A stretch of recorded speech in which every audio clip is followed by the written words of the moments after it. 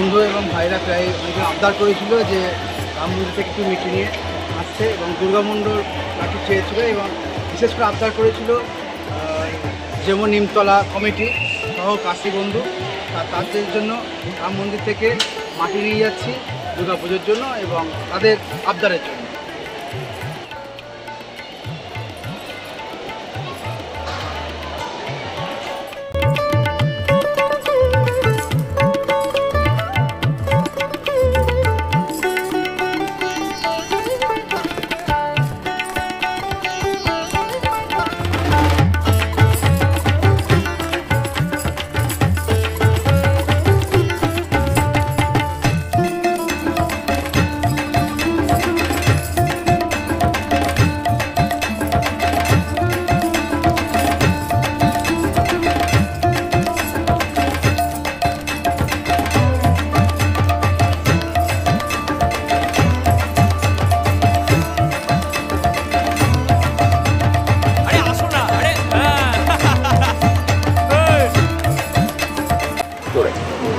জয় জয় মা দুর্গা।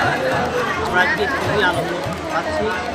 এই আলোর পরিবার থেকে অযোধ্যা নগরী থেকে আমাদের মন্দির হনুমান মন্দিরের জন্য হনুমান স্থাপনের জন্য মৃত্তিকা এবং মন্দির শুদ্ধিকরণের জন্যে সহজে নদীর জল তাদেরকে উপহার দিয়েছে। আমরা আনন্দিত তাদের আলো পরিবার তরফ থেকে।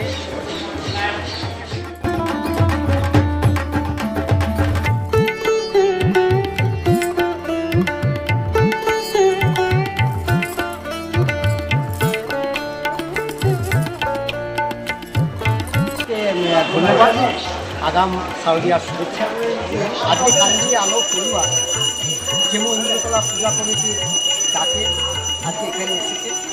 আজকে আমাদের যে হনুমান মন্দিরের যে ভিত্তি স্থাপনের জন্য আমাদের কান্দি আলো পরিবারের সম্পাদক এবং আমাদের সবচেয়ে দুই সদস্য অযোধ্যা গেছিল। তাদেরকে যাওয়ার সময় বলা হয়েছিল যে এখান থেকে মৃত্তিকা মাটি এবং গঙ্গা জল যেন আনা হয়।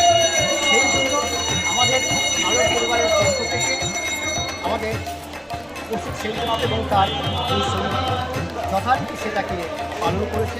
আজকে তারই সেই মৃত্তিকা এবং গ্রহণ করেছে এবং আজকে নিয়ে এসেছে এই মৃত্তিকা এবং জল দিয়ে আজকে এই হনুমান মন্দিরের ভিত্তি স্থাপন হলো।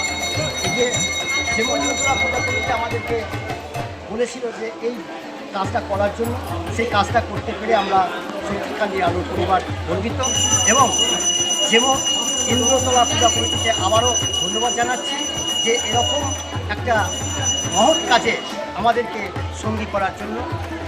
আবারও আগাম শারদীয়ার শুভেচ্ছা জানিয়ে আমার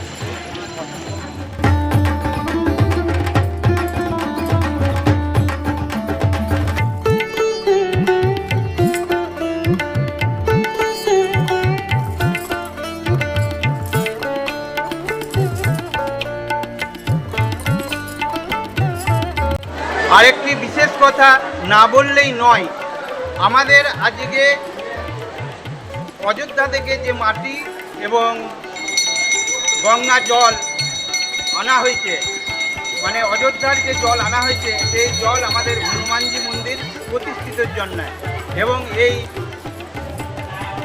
এই গঙ্গা জল এবং মৃত্তিকা আনার জন্যে যারা আমাদের যথেষ্টভাবে সাহায্য করেছেন, 1 নম্বর কৌশিক সেনগুপ্ত, 2 নম্বর রক্তিম সিংহ রায় আর 3 নম্বর হচ্ছে যে পুষ্পেন্দু বাবু। ইনাদের আমাদের ইন্দ্রতলার পুজো কমিটি হতে অসংখ্য ধন্যবাদ জানাই।